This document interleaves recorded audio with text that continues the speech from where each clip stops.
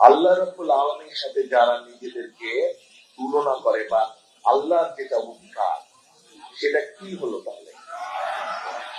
তাহলে এটা এক তো শিরকি হলো, আরেকটা মানুষকে ধোঁকা দেওয়া হচ্ছে। আজকে কিছু কিছু মানুষ বলে যে অমুককে তো দেখলাম, তমিককে তো দেখলাম, এবার অমুককে দেখি। আরে ভাই, যার কথা বলছেন তাকে তো এই দেশের মানুষ 50 বছর আগেই দেখেছে তারা কি করেছে। 50 বছর আগেই দেখেছে যে তারা দেশের স্বার্থের বিরুদ্ধে দাঁড়িয়েছে। 50 বছর আগেই দেখেছে তারা তাদের নিজের স্বার্থের জন্য এই দেশের লক্ষ লক্ষ মুক্তিযোদ্ধাকে তারা হত্যা করেছে। 50 বছর আগে এই দেশের মানুষ দেখেছে যে তারা নিজের স্বার্থ রক্ষার জন্য কিভাবে হানাদার বাহিনীকে এই দেশের লক্ষ লক্ষ মা বোনের সম্মান নষ্ট করে।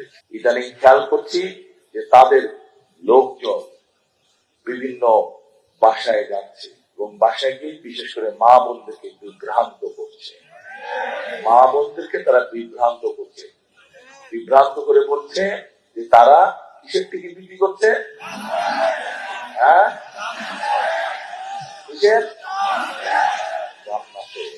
এখন আপনাদের কাছে আমার জিজ্ঞাসা, এই জিনিসের মালিক স্বয়ং আল্লাহ রাব্বুল আলামিন, সেইটা কি মানুষের দেবার ক্ষমতা আছে? এটা কি সম্ভব?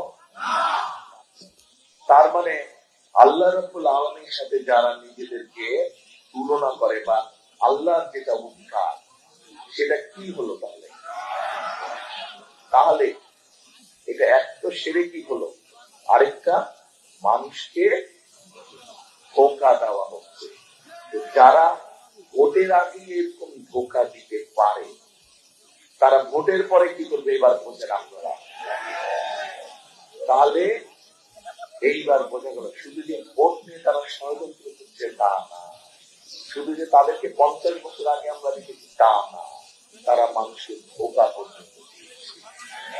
এবার আসেন তাদের ধোঁকার আরেকটা, এই গত 2 দিন ধরে পত্র পত্রিকা সহ সোশ্যাল মিডিয়াতে দেখি যে তারা বিভিন্ন মা বোনের কাছে যাচ্ছে, গিয়ে এমনকি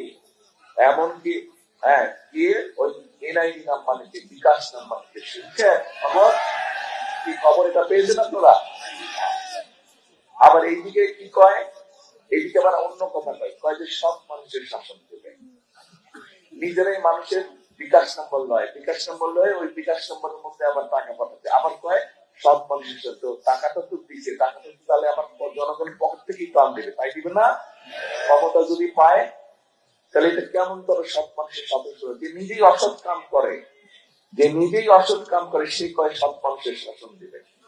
কথা কি কোন অর্থ দাঁড়ালো কথা? তাহলে চিন্তা করেন কত বহুরূপী তারা, কাজে এই দেশকে, এই দেশের মানুষকে এদের হাত থেকে রক্ষা করতে